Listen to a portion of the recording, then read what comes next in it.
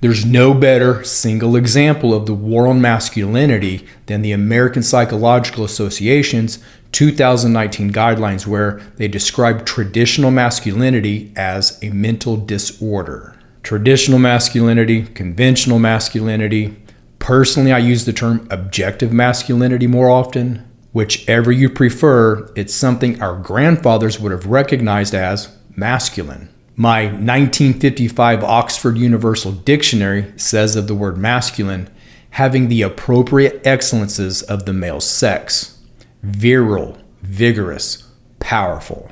Not a damn thing about vulnerability or being emotionally open. Vulnerability, that's a whole different thing. To admit to the fact that you're vulnerable, that's a form of courage. That's not a form of weakness. The guy breaks down and begins sobbing, and I thought, oh my God, this kid doesn't even realize he has moved masculinity so far forward. All human beings have raw emotions, and men, having much more testosterone, have a different emotional spectrum than do women. I've cited numerous times now the therapy that transgender men receive, in which they're plainly told that their emotions will feel flattened as compared to when they were women.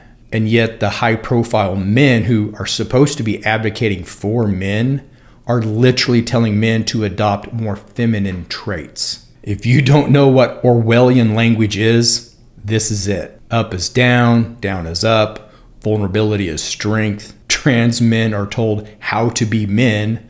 Biological men are told to be more feminine. And actually, if men are given the choice between becoming their father or their grandfather and becoming their sister, then no wonder they're lost. That's Richard Reeves saying that if we look to our grandfather's masculinity, we're lost. My sharecropper, moonshiner turned Pentecostal preacher grandfather was 10 times the man that Richard Reeves could ever hope to be. But we're not supposed to look to the past, only forward to the future of a new masculinity. Your grandfathers were not real men. The men that charged the beaches at Normandy were not real men, because real men are vulnerable and emotionally open. Peterson, Galloway, Reeves, Rob Henderson, these guys are not advocating for men. They're controlled opposition working to make men compliant.